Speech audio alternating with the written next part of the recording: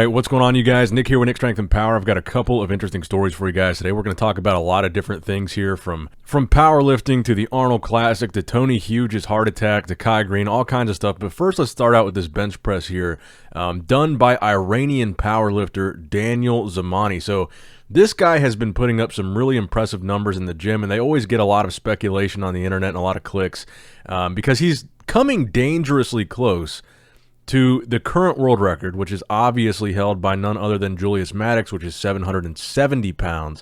Now, this particular bench press was one that he posted recently. This isn't the heaviest that he's done. He's done 744. This one is 330 kgs, or about 727.5 pounds, give or take. And I think the main reason why this video was getting so much attention was the sheer speed that he was able to move the bar, to move that amount of weight. That close to the world record is extremely impressive, and I know that a lot of controversy has been in the comment section of a lot of these videos. Whenever this name comes up or whenever these videos pop up, people say, there's no way that's real. People speculate on the authenticity or the legitimacy, I guess, of the plates because of the fact that this is a lift not done in competition. It's just done in the gym, kind of with his bros. But it's hard to ignore how impressive this would be if this is 727 pounds. He moves it very fast. Now, the problem that I have is there's a little bit of a bounce. Actually, a pretty clear and substantial bounce. But I, for one, that's the only problem I really have with the lift. I don't think for a second that the weights are not real. I don't think that he would risk his reputation in that way. He does compete. This just happens to not have been done in a competition. But I want to know what you guys think in the comments below about this bench press. Do you think it's legit? Do you think it's not in terms of the weights? Do you think because of the substantialness of the bounce that it should not count? The fact that it's in the gym, should it not count? And obviously, you know, this isn't going towards any kind of record because it's not done in competition, but it's still impressive nonetheless because for a while, Julius Maddox seemed like he was just so far ahead of everybody else that it would be forever before anybody touched any of his records. But this Daniel Zamani kind of came out of nowhere, and he's in striking distance. If these are legitimate weights and these are legitimate bench presses, he's in a realistic striking distance of coming close to the record, something that we thought no one would be able to do for a very long time. So let me know what you guys think in the comment section down below. Now, next up in the news, in Arnold Classic news, recently the Arnold Classic did a photo shoot with a lot of the athletes that are competing in this year's Arnold Classic, including Cedric McMillan, Steve Kuclo, and Brett Wilkin, all in that same photo shoot. So we get to kind of see where all of them are kind of at. You don't really get a full physique update, but it is less than 2 months away from the show. So you get a glimpse at Cedric, you get a glimpse at Steve, you get a glimpse at Brett.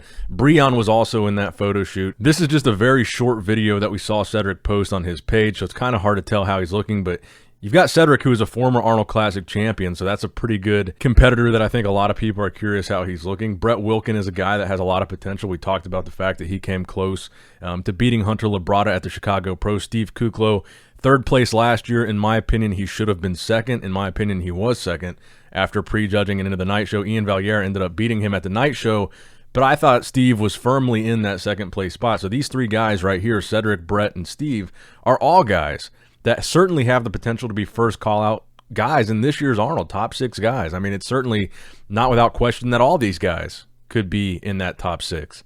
I personally think the past couple shows that Steve's done, he's looked close to the best he's ever looked, and I think that he's really close to, I think he's going to be right in the conversation this year again. I think he's going to be right there in the mix of the top guys, you know, in the conversation for winning the show, to be honest. And again, if you actually look at the competitor list, I think in a lot of ways this lineup is almost as exciting, if not more exciting, than the Olympia because of the fact you've got so many guys that we didn't get to see at the Olympia, including Cedric, including Nathan Diasha, one of the most successful bodybuilders of the past year, including Samson Dauda, another very successful bodybuilder of the past year, including Rafael Brandau, another very successful bodybuilder of the past year, Brett Wilkin, another guy, Steve Kuclo, we didn't see him at the Olympia. If you think about it, that's like half a dozen Olympia caliber bodybuilders right there that we didn't even get to see in this past year's Olympia, that we're going to get to see all of them at the Arnold Classic, plus a former Mr. Olympia champion in Brandon Curry, current Mr. Olympia runner-up, top Olympia placer in William Bonac, former Arnold Classic champion. This is a hell of a lineup, and it helps make it easier for me to promote the Arnold Classic, who is the sponsor of today's video yet again. I think that every bodybuilder has something unique, especially the bodybuilders today. I mean, wow, they are big.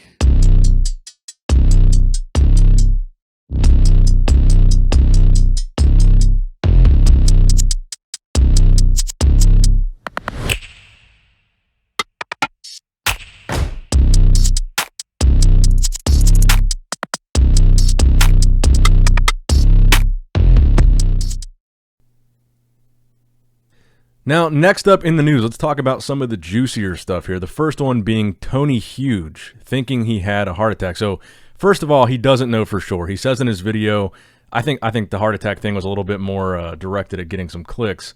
But he says he was having some chest pain, but overall, more testing needs to be done to know whether or not he actually had a heart attack or not. So heart attacks have been a big topic in the news lately because obviously the past year we've had so many bodybuilders pass, Sean Roden being a big one. I think the speculation widely is that was heart related. Callie Muscle recently just had a heart attack. And now Tony Huge, who is known for really being kind of a guy that experiments kind of, I think a lot of people would say recklessly with PEDs. That's kind of what he's known for. He was also the founder or associated to some extent with Enhanced Labs or Enhanced Athlete, whatever that channel was. So he was known for kind of being on the risky side of the bodybuilding and fitness industry. He was kind of taking that gamble, and that was kind of what he was known for, was being the edgy PED guy. So one thing that I kind of rubbed me the wrong way about his video was he starts it out talking about the virus, and he talks about how the virus can have a negative impact on your heart, how it can cause heart inflammation and actually damage the heart. Then he goes on to talk about statins. And to me, I felt like he was deflecting the blame onto the virus and onto the medication, the statins, and not necessarily taking any accountability for the possibility that maybe the reckless experimentation with the PEDs over the years, if he did have a heart attack, I think it should be acknowledged, and that should be the focus of the video, that, hey, this stuff comes at a cost, and this could have been the biggest contributing factor if I did have a heart attack, because he's a relatively young guy. So first and foremost, I'm glad he's okay, and I'm glad he's alive, and maybe he didn't even have a heart attack, but if he did, it felt to me like he was deflecting it onto maybe the virus had something to do with it because he recently had the virus, maybe the statins he was taking had something to do with it, and not the years of experimenting with PEDs couldn't have been the biggest factor. And I just think, one of the big messages, and this kind of ties into the next story with Kai Greene, one of the big messages we as, I guess, I hate to say influencers, but as influencers in the fitness space, we have a little bit of a responsibility to let people know, specifically the kids, that there are dangers associated with performance-enhancing drugs. And maybe the guy that is known for experimenting with these drugs and doing crazy things with this stuff, maybe if he did have a heart attack, that could have been a contributing factor, and let kids know that might be potential gear takers one day. This could be one of the risks. I don't have anything against Tony Huge, and I wish him well. I just wish a little bit more focus of that video would have maybe expressed some concern about all the things that he had taken over the years possibly being factors if he did have a heart attack, is really just where I'm coming from. So the final story that I want to talk about today is Kai Greene potentially downsizing. So in a lot of his recent power tech ads, the videos specifically, he looks a lot smaller. One of you guys even said in a message that you sent to me, it looks like he's melting a bit.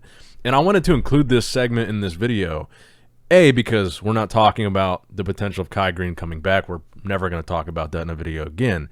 But because, like I've said before, especially in the case of Phil Heath, I think one thing that we also kind of have an obligation to do is encourage bodybuilders, that, especially bodybuilders in their 40s, that downsizing is okay and that it's acceptable. We don't expect, the fans aren't holding them to a standard in their 40s to be 300-plus pound guys anymore. I really think that a lot of the pressure that these guys feel to stay big, especially into their late 40s, Kai Greene is 46 years old according to Wikipedia, is from the fans. I think they feel that the fans hold them to a certain standard and look at them in a certain way, and maybe that's why they stay so big. Me and Kai, we've got a mutual friend, and all throughout the past couple of years, this mutual friend was telling me, Kai is like 310 pounds right now, shredded, and he's in his late 40s, and he's not a very tall guy. I think he's 5'7" or 5'8". At 310 pounds in your late 40s, I mean, that is carrying around a pretty substantial medical liability, I would say. And if you look at a lot of the recent physique updates that we saw from Kai Greene, especially over the past couple years, he looks almost every bit as big as he looked back when he was still competing actively, and I think the last show that he did was the 2016 Arnold Classic Brazil. And the last Olympia that he did was the 2014 Olympia. So he hasn't competed at the Olympia in 8 years now. He hasn't competed on any pro stage in 6 years now. 2016 was 6 years ago. He hasn't officially announced his retirement, but he's clearly not planning on competing anytime soon. He's in his late 40s, I would argue past his prime. So the question that I have is what would the reason be for him to stay so big other than for the fans, for social media, for pictures, for videos, maybe for sponsors, maybe he wants to keep up that image, but realistically, what is the point for a guy in his late 40s to maintain a ripped physique at around or over 300 pounds, especially if he does not intend on competing? And I think that's partially why, every year when the Olympia comes around, there's always this little bit of chatter, and maybe a little bit of that, or a lot of that, is probably instigated by Kai Greene as to whether or not he's going to compete. And I think the reason why there's still a subset of people that believe he might come back is because he still looks like he could. He's still carrying around the size and the physique of a guy that is still actively competing, but he's not actively competing. So the fact that he looks downsized in these recent videos, I think is a good thing. I mean, he had to have seen, what happened to Sean Roden and say, man, that could happen to me. So I've said it multiple times before, and I'll say it again. I think we as fans should encourage this when we see this. When we see Kai Greene downsizing, we should say, good for you. That's a good thing. Because really what he's doing, if he is downsizing, is setting aside his ego and prioritizing his health. He's bumping his health to the number one top of the list and bumping down his ego of, I've still got to look big in my Instagram pictures. And that is what we should encourage, especially for guys that aren't competing anymore. I don't think Kai is going to compete again. And this mutual friend that me and Kai had was like guaranteeing me that Kai was going to compete at the 2021 Olympia, and that has came and went, and he didn't compete. And I think a lot of these guys should kind of look to Jay Cutler, what Jay Cutler has been able to do in his post-competitive bodybuilding years, what he's looked like and the way that he's transitioned to kind of a more slimmed-down version of himself. He still looks great. I mean, he still looks better than the average person, 10 times better than the average person probably. But Jay has gradually downsized into a much more sustainable and healthy physique for his age, even though he still probably is a little bit big for his age. And I think guys like Kai Greene should follow that model, and I think fans like you and I should encourage it. So let me know what you guys think in the comment section below about all the stories that we discussed in today's video. Give the video a thumbs up if you enjoyed it. That really helps out a lot. Subscribe to the channel. Not only hit that subscribe button, but make sure you hit that bell to get notified whenever I post a new video. And as always, I love you guys. Appreciate you guys. Nick Strength and Power, signing out.